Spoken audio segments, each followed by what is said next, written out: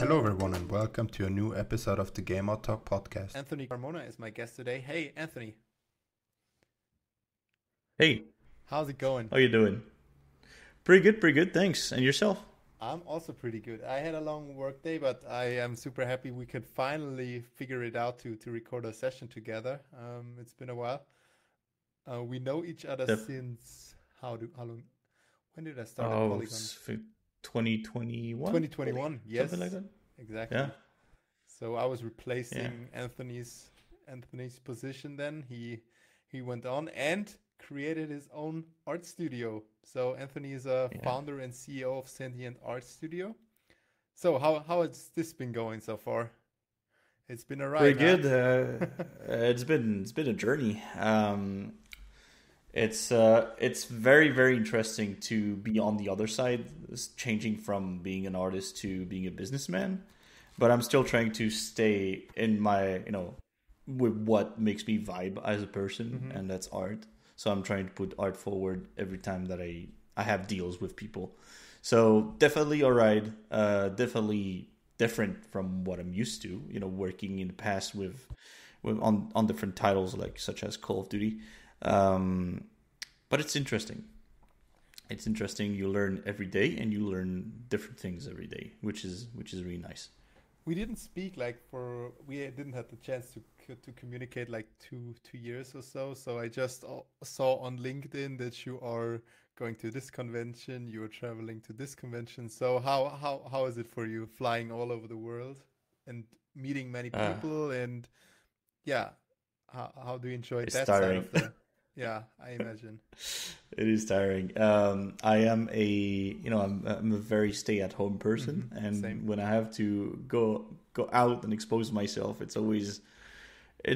mean, it's nice at first. You're like, oh yeah, I'm meeting so many people. It's so great, and everybody's nice. But after a week, I'm just done. I just want to be home, and it takes me a week or a month to just recover from that. I can imagine. But yeah, lots of travel last year. I went to GDC, then I went to Brighton, then I went to Lidl, then Vancouver for XDS, and then Tokyo Game Show. It just never stops. Um, First, I thought it would be, would be great seeing the world and all that, but you're just so tired and so in flying all the time that you just don't enjoy it. So do you have a booth at these conventions, or you just going there and meeting people and syncing with them? So how's this coming? It's more walking around and just talking to people, having meetings with them. A booth is interesting because it can definitely lead to more prospects and having Sure. more conversation with people. But when you're on your own, you're a pretty small studio. I mean, we are a pretty small studio, so we don't necessarily have the fundings or the people to have a booth. So we prefer to just being, like the flying salesman in that regard. Gotcha. How many people you got at the moment? We got 5 Cool. internally, and then we got about 40 people who are available as freelancers. Understood. Understood. So yeah, let's speak about your role as art director. You are also an art director Sure. in that regard. In Yeah, I'd say pocket art director. game It's like development, yeah. not a great one, just technical and with a little bit of experience. So I'm pretty sure I would not stand to those great art directors that you see in the world. But I do my part. So you're responsible for the visual style and direction of the games that is also like translated over from the client. So can you Yes. speak about your approach to define the artistic vision for a project? So how do you approach that? It's really on a project basis. You define it as you go with the different projects. Some projects have a very good documentation, so you just have to read it. Usually what I do when I read the art bible from a game, I take the time to really get into it, look at some props, understand it, assimilate as much as I can from every documentation that they have, and from there I just rewrite it. Basically, I rewrite all the documentations that I see so that I can internalize it as much as I can. And also there's, often there's diverging ways of different perspective or different philosophies when it comes to information. I have a specific way of doing things when I write documentation, so my employees are used to that, or those who work with me are used to that. So I spend time to just rewrite everything so that everything is as clear as possible. So you kind of break down the art Bible that is given from the client and make sure everyone on your team is understanding the language you are kind of translating it to. Exactly, because sometimes you get good information from the documentation, but it's very verbose, so you get a lot of information from there, not necessarily everything that you need to know every time. So what I try to do is to dumb it down into its core substance so that people can understand it better or more easily in a way. Or also sometimes it happens that the documentation doesn't explain some of the things that you see when you look at props for the first time or models or whatever. So I spend a lot of time just looking at the final items and just saying, okay, I see that they didn't put that into their documentation, so I add it to ours. Outsourcing is kind of special because you are doing the work, but also you are in a very precarious position where you can get fired really quickly if you don't do the work. So you don't have a chance to miss. If you miss, you're done.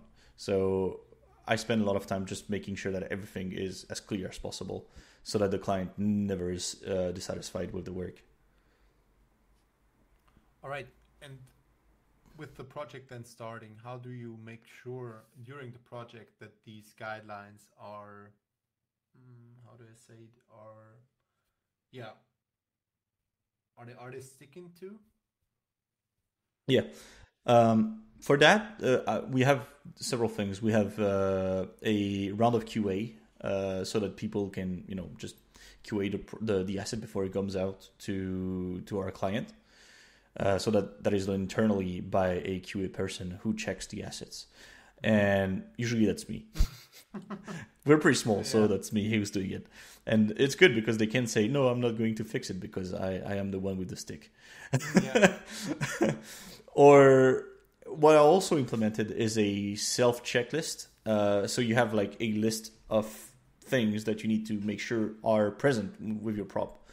And usually I put that into Notion. And when they look into the, in the Notion page, they have everything, like you have to check the model, you have to check the textures, you have to check the UVs, if the bake is good, if integration and naming conventions are respected and all of that.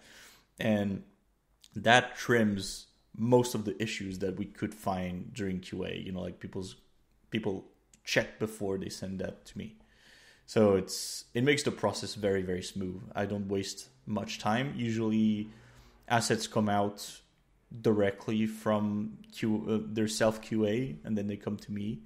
I spend like 10 minutes just looking at it and then it's out to the client. And usually we don't have any feedback. That's a very important thing to us. We are very, very meticulous when it comes to making models. We don't want the client to be dissatisfied with anything. So usually we don't have any rounds of feedback. So not many feedback loops, which is also happy for the client because exactly not much.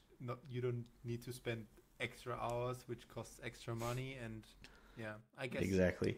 So that's the thing, actually. When you negotiate with your client, they come to you and they say, "Hey, you're in France, right?" And I'm like, "Yeah, I'm in France." He's like, "You're expensive." I'm like, "Yeah, I'm expensive because I'm in France. That's the name of the game, You pay your taxes in France."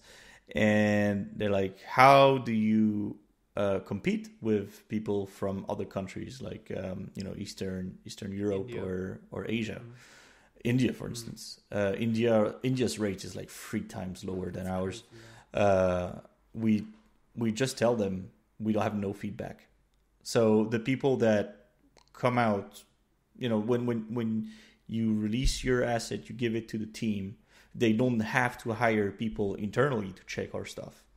So that's lighter on them because usually companies that hire us and are in the US, and the cost of a US employee is higher than ours.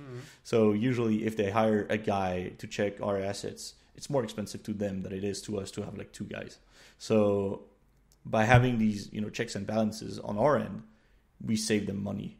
So we can have a little bit more on the day rate that we have. It's very hard to justify to the client because they don't trust you at first. Usually they come to you and they're like, I don't know about you. That's what everybody says, right? We don't have... Everybody says that. Everybody says, oh, we're the best quality. But it's, for us, it is the case. And all of the clients that we had in the past and that we have today, they tell us we like working with you because the extent of our interactions is just clicking on the fire emoji when we receive props. That's it. And that's our pride and joy, to make sure that we can be as present as they want, or we can be as meek and like in the background as they want. We are either part of their team, or we are just ninjas working on the side. And either way, we're going to satisfy our client. Gotcha. So yeah, speaking of challenges, what are some common challenges you are facing in the collaboration with developers or stakeholders? Like, is it sometimes the artistic vision that is off? Is it sometimes the guidelines that are off? What are some basic challenges? I don't want to crap on people. No, but when you're, I guess. Yeah, every project that you come on is a challenge for different reasons. But what I realized is most times when you join a project, we usually join projects pretty early, so they are still doing pre-production or just entering production. There's a lot of kinks that need to be ironed out. And with the current trend of using Unreal, since the engine is not made by the team itself, there is a lot of lack of knowledge of how you make things optimized. So it's either you have no documentation, or you have a lack of documentation, or you have a lack of a project that runs well, because people don't really know how to make a game with Unreal Engine, because fairly new that people are using Unreal Engine 5 or Unreal Engine 4. So most of the challenges is just, sometimes you come onto their project and you're like, I don't think it's going to work out. Your workflow, like, especially, when you are deep into their production, you have a say. What's not going to work out? Like the whole project itself, or how they're going to approach it? How they approach something. So for instance, we had a case where we were working on some level art for their project. So we were in collaboration with a team of 150 people or something like that, making a full environment open world in a sci-fi settings. And I come in and they tell me, hey, this project is running only at 20 FPS on a 3090. That's problematic. And I'm like, okay, let me check it out. So I go in, I do a render doc snapshot. I look at the project, and I see that in one frame, we are doing 26,000 draw calls of one mesh. Like one mesh is being drawn 26,000 times. Perfect. And I'm like, okay, that's that's weird. So I just come into the engine and I look at it, and I'm like, okay, so you have a problem because you're using a spline that is deforming the mesh. And since you're deforming the mesh, you're not using instance meshes. You're actually drawing the mesh every time that you are instancing it. So that is going to kill your performance. And, that's things that on the team of 150 people, they don't actually realize that this is happening. Or you have people also, like, there's a lot of new things, a lot of really great tech that comes in with Nanite, for instance. People are like, oh yeah, Polygon is free. But Polygon is free, but texture is not. Or hard disk space is not free. So you end up with other challenges. You are free to do more things with polymodeling, but it's not, it's not a silver bullet. You're still going to have to respond to some things. For instance, we had a case where performance was tanking when we were looking at some parts of the level, and they had something like, I don't know, like 2,000 meshes that were instanced at the same time because of the frustum culling of the camera. You had your opacity sorting that was like taking a lot of time on the GPU, and even though having Nanite is free, displaying these objects, and sorting them on the Z axis, the Z feather on your display is not. So you end up with a lot of GPU time, and that becomes very, very difficult for your game to run at a smooth frame rate. Sorry, I'm being a bit technical here. I hope I'm not going too deep. We are all in for it. So okay, great. It's always great to like see how outsourcing sees the whole project differently, because they are not completely in it, but also need to be in it. Like they have another perspective coming from outside. Yeah, and also one thing that I should say is usually we talk about outsourcing codev. We are more on the codev end of the spectrum, more like integrated into their teams rather than just producing props. If you see what I mean, there's teams are going to be outside of the engine, and we are often in the engine giving a lot of advices on how we worked on other projects. So it's like you call us if you need expertise on the engine, or if you need expertise in making some things like vehicles or materials or anything technical. Mm-hmm. We are the guys that you call. Perfect. So like this whole game outsourcing has been crazy in the last few years. Like lots of studios are popping up. Sometimes they are so small they maybe are even one person or two person that are just throwing a portfolio together and calling themselves an outsourcing studio. So from your perspective, what trends do you see like in these outsourcing studios, or overall in game outsourcing? I guess it will be a even more important role in the next few years. But how's your take on that? It's very interesting to see how it's evolving between 2020 when I started and now. It is a completely different landscape. Absolutely.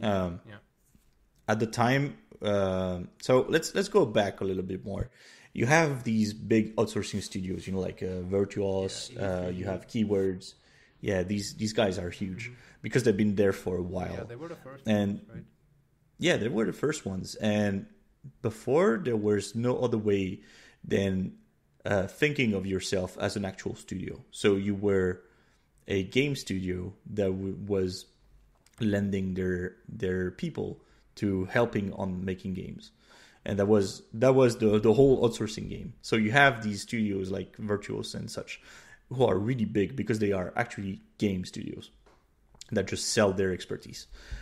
With 2020 and the whole COVID shenanigans, I'm sorry, you lost your monetization here. With everything happening from 2020, the teams have really reduced because now people realize that they can work from home. And people are banding together into small teams, and they also realize that sometimes game productions need people who are very deep, will have very deep knowledge into some very niche aspects of games, and are also flexible. Like for instance, exactly, like you have teams like let's take the more moderately sized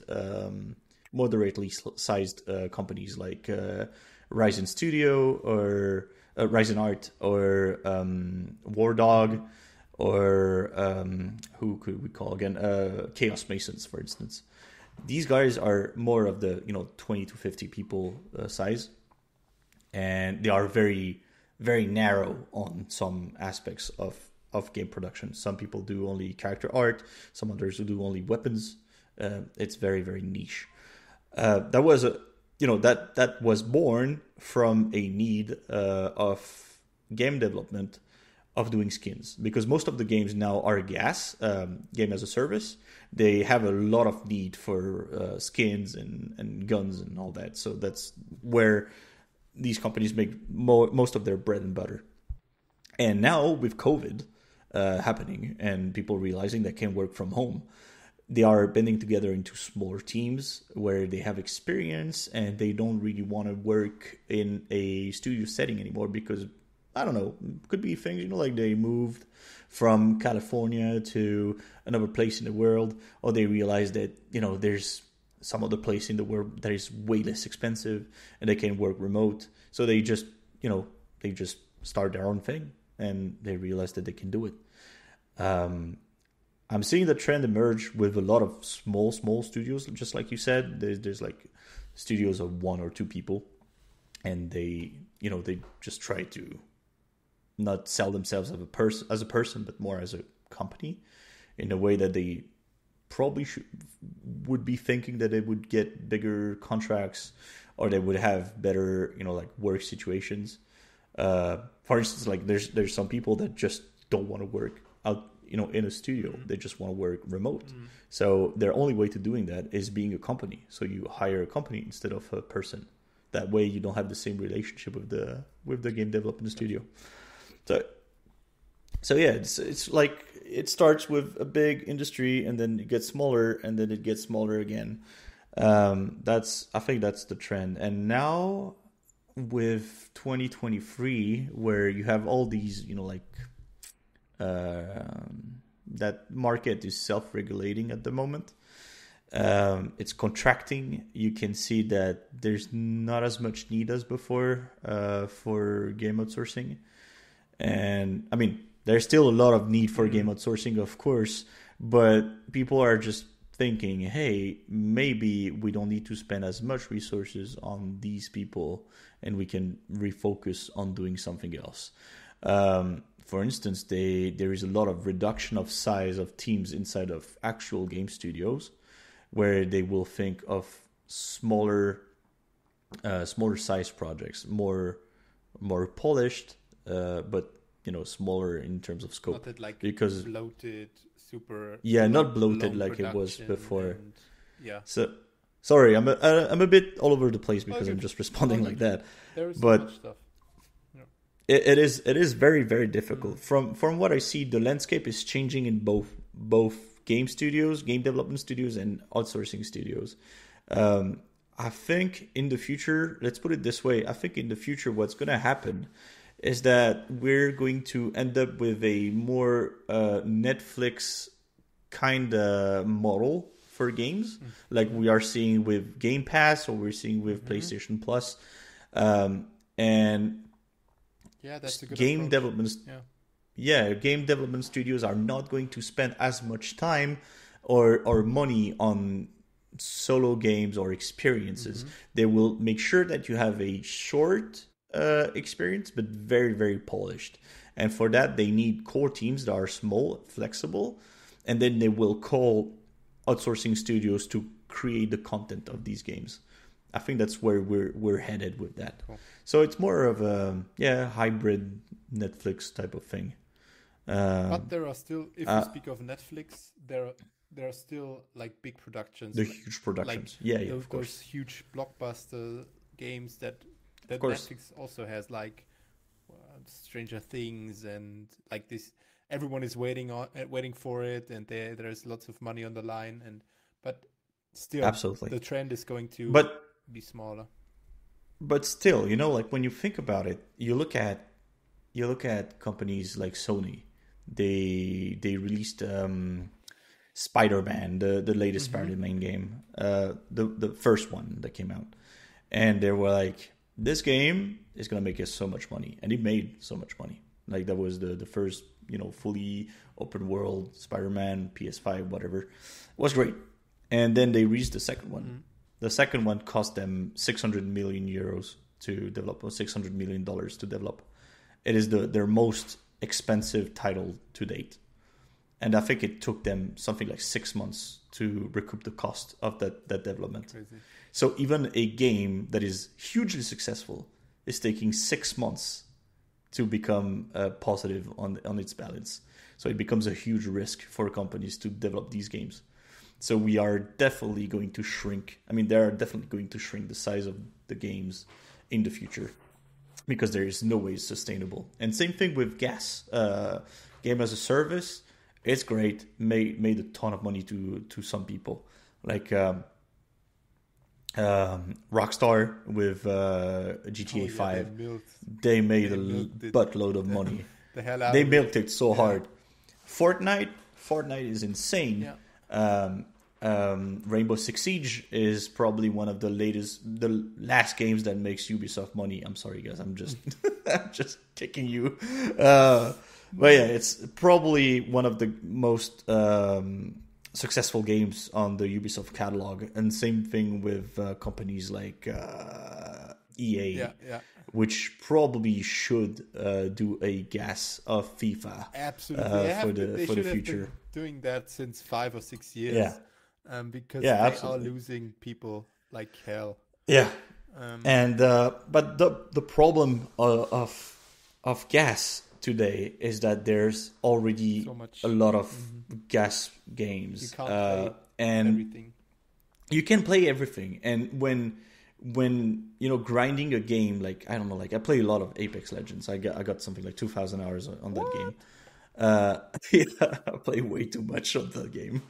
When you look at this game, I would never sink 2,000 hours on the solo game, but you do on a gas game. That's true, yeah. Because you spend that, you just have the experience, and some people are in for the skins and all that. They spend money, and sure, that makes the companies a lot of money. Yeah. But what happens is that you have less players who are open to playing other games.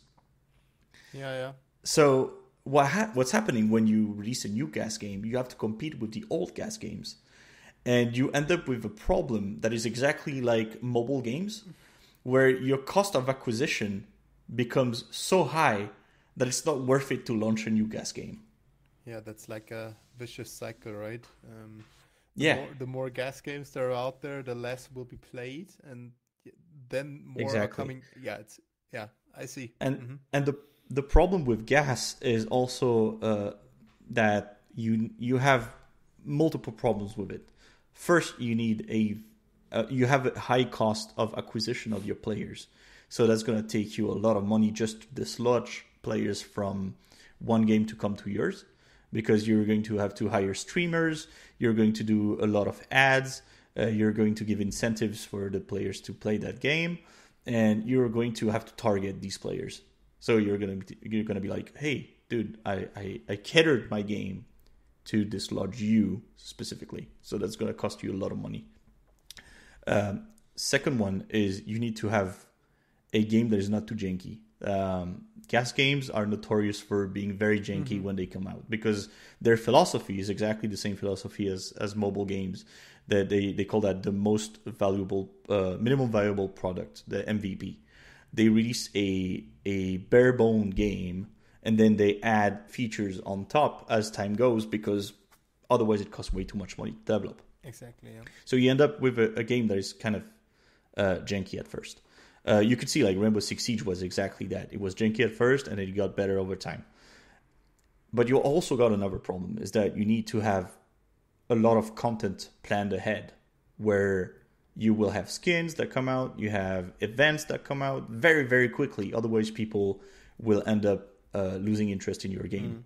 So you have to invest a lot of money ahead of release of your game, and being able to push them as quickly as possible. So that's a huge risk, because if people don't like your game, you have a ton of content like a year planned ahead, and you have all this production that you're never going to use. So you're going to lose a lot of money.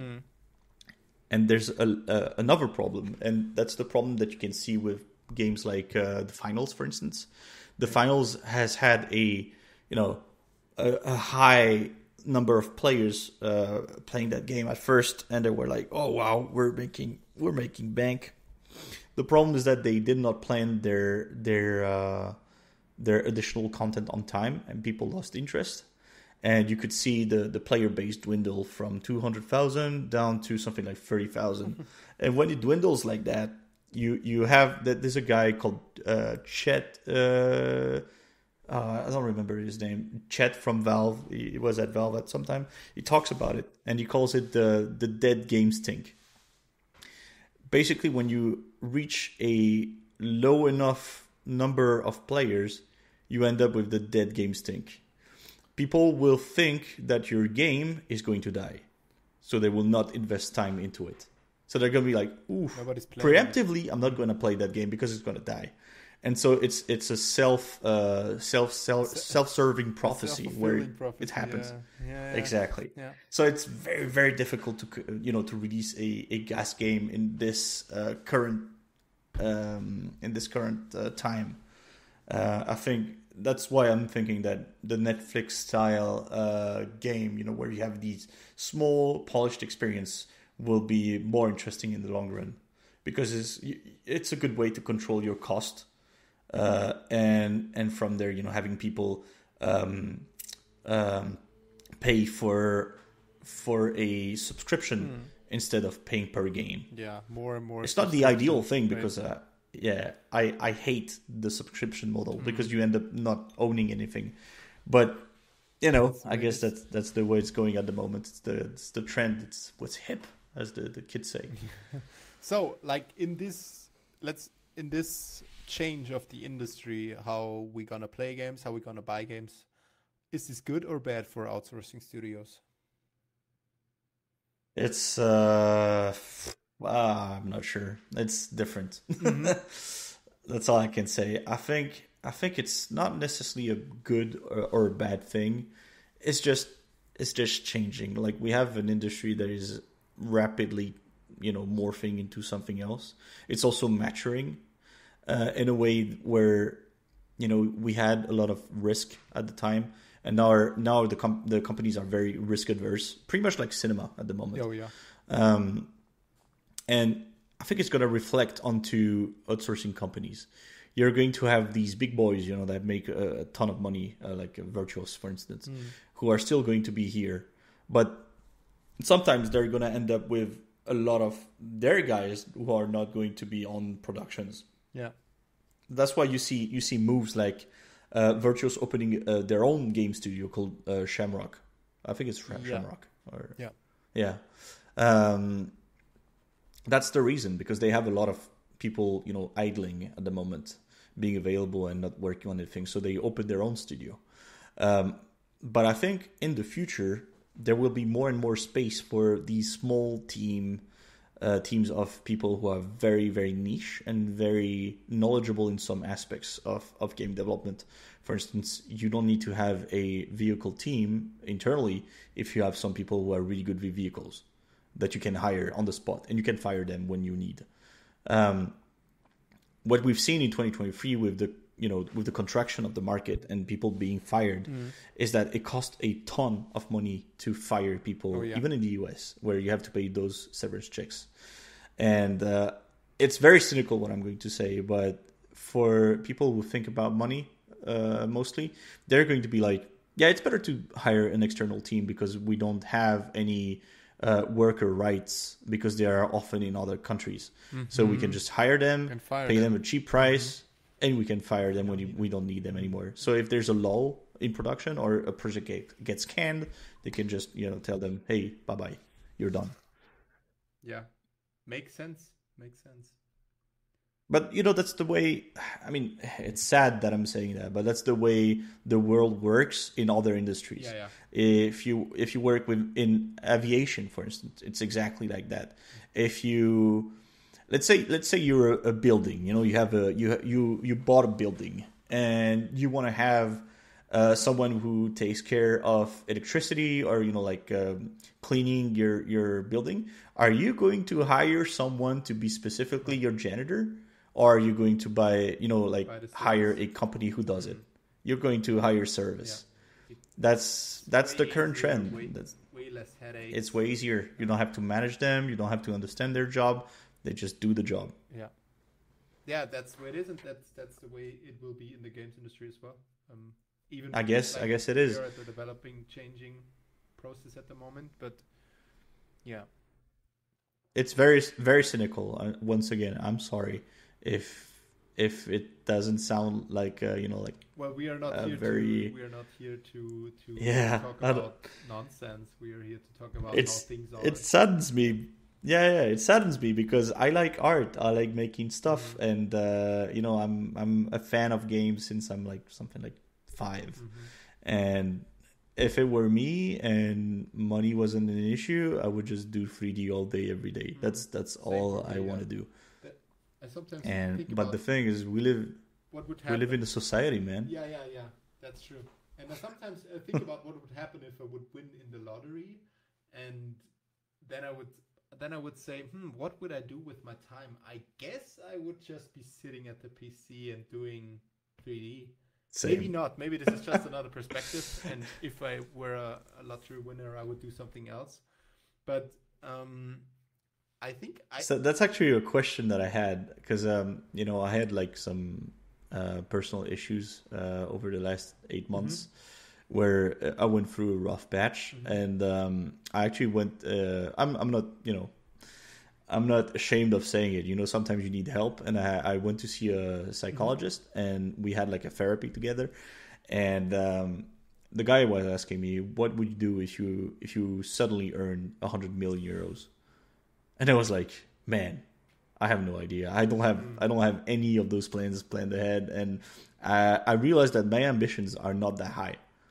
I think that if I were to earn enough, to live comfortably, or money wasn't an issue, I would just make my own small game and do 3D and teach people. cool. Yeah. Like teach 3D to people, teach the love of 3D.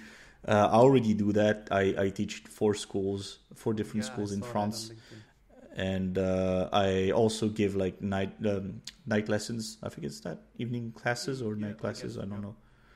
Yeah, I also teach on Discord for free because I don't need more money. I just like to do it, and that's what I would do if I were a millionaire. So what is like success to you, Anthony? How would you call yourself successfully? That's It's a a deep good question, I know, but as we are It is speaking, deep. as we're speaking about it at the moment, and sometimes for me, like at the moment, I'm super happy. I have my job. I do my work. At the end of the day, I go to the gym. I play video games. I eat healthy. Everything is fine. I don't have at the moment any ambition to change that, and I don't want to become a CEO or own a company. I do my job like a ant, like a worker bee, and grind in, and that's it. I'm super happy with it, but that's not for everyone, right? Yeah. For me, I'd say no, it's difficult. For me, I think it's the respect of people who work with you. It's being able to trust your collaborators in the way they respect you and you respect them in exchange. There's this moment of bliss, when you come to someone and you can be completely open to them, and you can be honest, and you can be how you say that, vulnerable to them, as a boss to your employee, and they're like, yeah, dude, like I understand. It's wow, it's so deep, but that's really something that I enjoy, and I achieved that in some aspect. I'd also like to have a balanced and equal partnership with my professional partners, like different companies that I work with. I'd like to be able to speak on even grounds, but sometimes there's all the decorum of being a service provider and them being a giant megacorp, which gets in the way. But that, I guess that's how it is. But I'm happy with what I'm doing, and there's so much satisfaction in making your own work. I find that very, very engaging and very pleasing. Both mentally and intellectually. That's cool because you keep learning every day. And for me, that's the humbling part of business, is you keep learning every day. You learn through the job that you're making, or you learn through the different aspects of economy, or like money or negotiating or whatever. And you also learn with your collaborators. They come to you and they're like, "Oh, dude, I want to buy a house. That's currently what I'm trying to do." And you're like, "Oh, okay, dude, explain to me where you're going, what how you see it, what is your what is your hobby when you're going to be there, what are you going to build, and it's so cool because you engage with a lot of different aspects of life, and it's great. So what was your main motivation to start the outsourcing company? I think your last job, as I would call it, was at Polygon as a texture manager, and then you handed the job over to me. But what did you think to has this idea of creating a company been in your head for a longer time, or was it just a random, let's just jump right into it? What was your thought process here? So the thing is, the whole becoming a CEO and opening my company befell onto me. I didn't really have a choice there. Basically, I had Epic Games come to me and say, "Hey, dude, we like your materials. Could you make materials for us?" I'm like, "Sure. I can do a dozen materials on the side." And they're like, "No. We want 480 of them, and you have 3 months." Okay. And I was like, "Oh, okay. I guess there's no way I can do that." And the guy's like, "Okay, I'm gonna be honest with you. You open a company, you find the people who will be able to help you, and you got the job." And I was like, "Well, I guess I'm gonna do it." So I just tried my luck, did the thing, and that's how I'm here today. Because it kept on going. I finished one contract, and then I got another one that comes onto me, and yeah, that's how it is. Word of mouth works. People are happy. They talk to each other, and they keep on hiring me. I'm like, I just want to do the job. I just like to do 3D. That's it. Cool. So it was just more of a situation, right? In that case. Yeah, exactly. With Epic. So Epic is one of the reasons why you started the company. Yeah, pure luck. Sorry, there's no secret sauce here. It just happened. So, with your experience, do you have any advice for people that are also planning to start out in the industry as an outsourcing company? Yeah, I'm thinking. Is there something thinking about you really it. did wrong in the beginning, and you were like, looking back now, you were like, "Oh, I was so stupid doing that," or is there something you would not do again? I'd say try not to lose yourself into your job. Even though it's your baby, you have a life outside of it. That's one of the aspects that happened to me, is that I burnt out, or almost did, during the job, because I was working 60, 70 hours per week, which is way too much. And don't lose yourself to your company. You're not your company. People say you're not your job. You're not, when you work as an employee, you're not your company when you work as, you're a business owner. Be healthy about your relationship with your company, because you're going to pay a heavy price if you fail, because you are the sole provider to your income, and through that company, if you fail your company, and you fail your income, and you're gonna end up in a bad place, especially in the US, where there's no safety nets. Yeah, that's true. So it's more like a high risk, high reward. Yeah, and with the current happenings, with the industry, it's more like high risk, low reward. But it's seriously, it's rough. It's rough now. There's a lot of competition. That's true. Yeah. We already spoke a bit about remote work. You enjoy working remotely. How do you make sure you have a collaborative and productive work environment with people being in different time zones, people speaking different languages, people living differently? How do you make sure this is all bind together in your company and you have one complete workforce? So that's something you have to design from the ground up when you build your Mm-hmm. company. You have to think of your um, the atmosphere that you want to create in your company. Like what kind of company am I? You know, what kind of persona am I going to give to my company? So for us, for instance, it's a very relaxed environment, very chill and friendly, where people help each other. So we see each other more as friends who collaborate together on projects, more than more than an actual company. You know, where you come to do your 9 to 5 job. Um, so there's that, and also we put in place a lot of checks and balances for our guys, where we stay in contact as much as we can. So we have a weekly one-on-one with the manager where we talk about them. We don't necessarily talk about the work. We talk about them. We're like, hey, how are you doing It's today? good. How are you Mm-hmm. holding up? It's really important.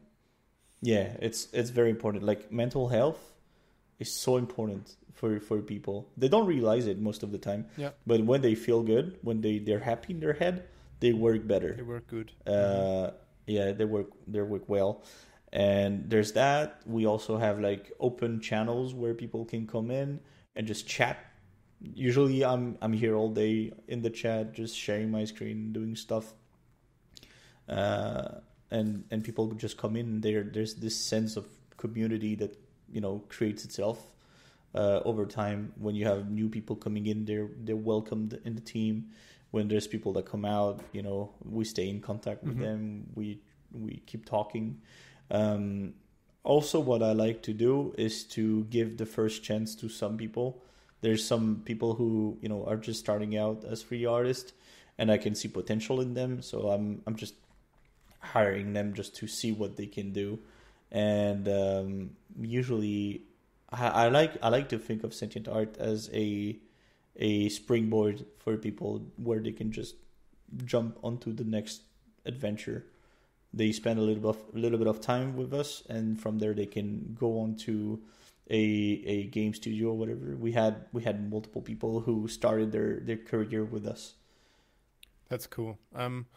I think this is also something that I took a bit of an advantage from outsourcing companies, because for me it was also pretty hard to land my first job, because there are not too many game companies here in Germany, and remote work was not that popular back then. I didn't want to move.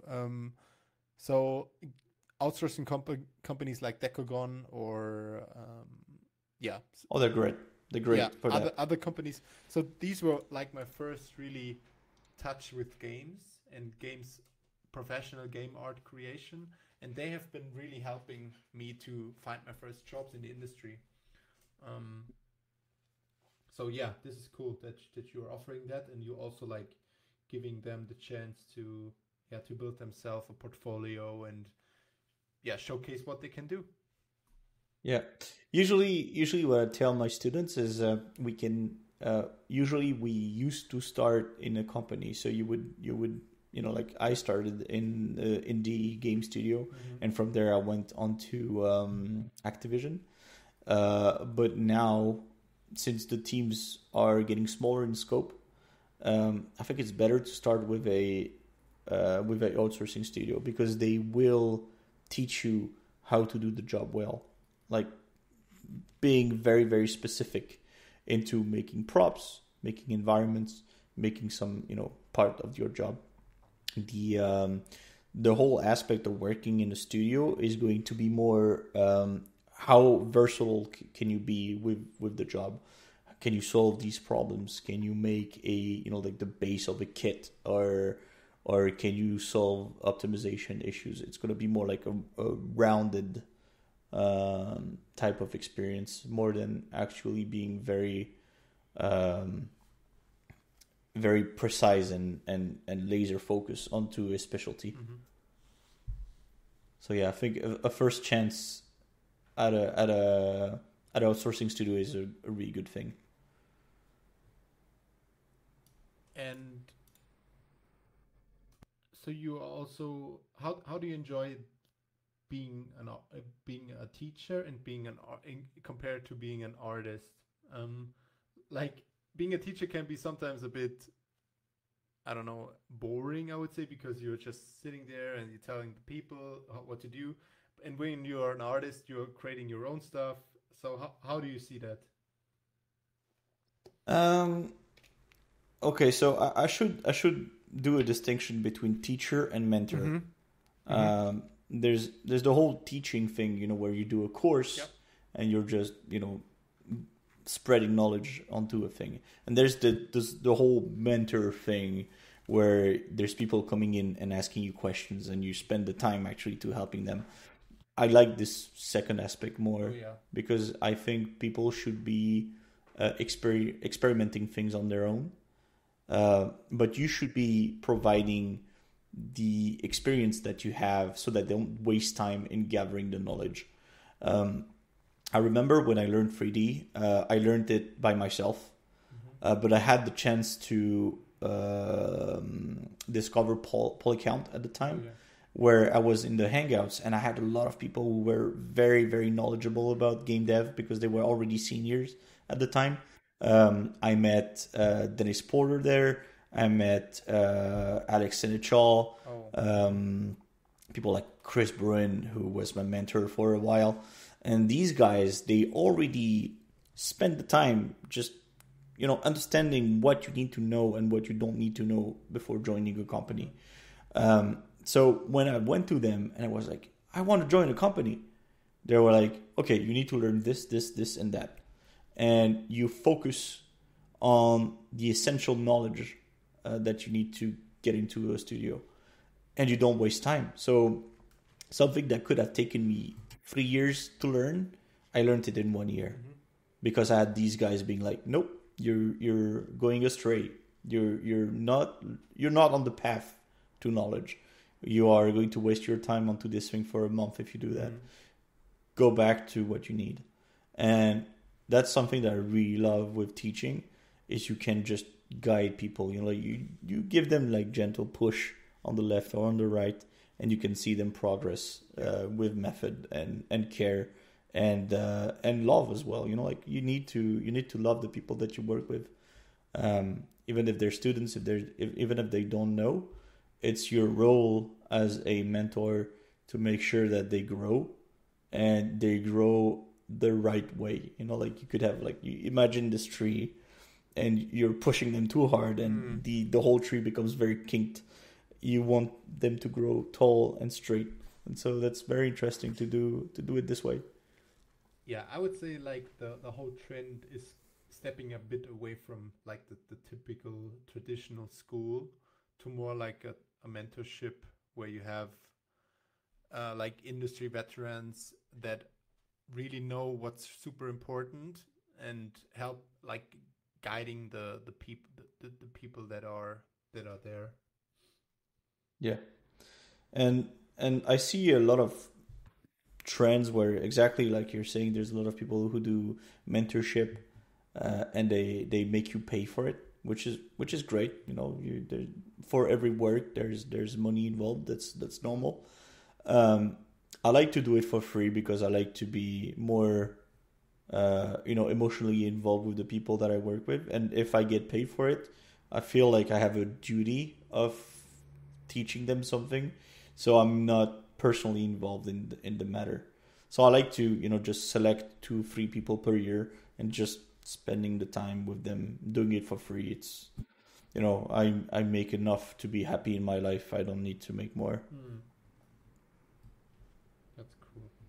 So one last question, Anthony. What would you be if you were not in the games industry? Oh, that's a very good question. I need to think. A millionaire. No. If I were not, what would you say? If I were not if you were not a game artist, or if you wouldn't do anything with related to games, what would you be? Games. Is there an alternative reality where Anthony is doing something else than video games? I've never considered it. Really? I guess I would be working at McDonald's or something. I never had any other ambition than being a game That's artist, cool. so I have no Okay, idea. then that's the perfect answer. You would be a game artist. I'd create the job. You'd create the job, yeah, and fill it then. Yeah. All right. Thank you so much, Anthony, for taking your time. You're welcome. You gave some It's been a pleasure. You gave some great insights into the outsourcing industry. And I'm super excited what you guys are cooking in the future. And Yeah. Just a quick shout out before we leave. I'd like to point you guys to our ArtStation where we released our latest project called Barney's Basement. oh yeah, it's fantastic. Barney's Basement is completely free. You can download it for free on GitHub, and soon it will also be on the Unreal Marketplace. That's the full project. You have every resource inside of it. There's 260 props. There's more than 50 different kits for environment. There's vehicles. There's a full VR hand system. Everything is made by us, and we're just giving it away for free. So please, if you want to learn things about game dev and how we optimize a game in Unreal Engine 5 with Lumen and Nanite, just download it.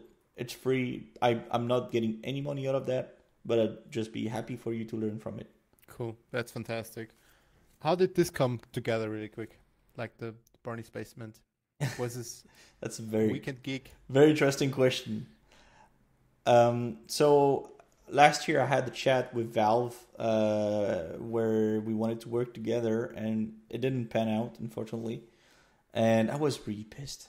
I love Valve. Valve is my reason to play games. Like my first real games were Valve games.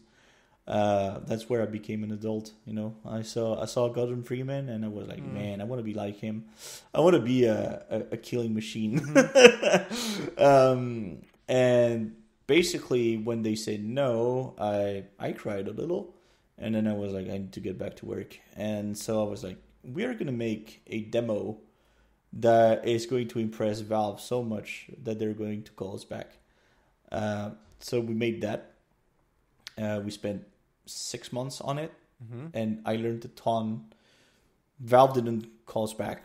That's fine, because we learned a ton from it, and I'm just so happy that we did it, because it's the end of a chapter for me. You know, I'm not so locked onto this gig, and I'm more, happy. You know, I did my time with this thing, and now I can go on to different projects. But I'm so happy that I did it, because I learned a ton about game development, project management, working with people, and actually I got a small taste of what making a game implies.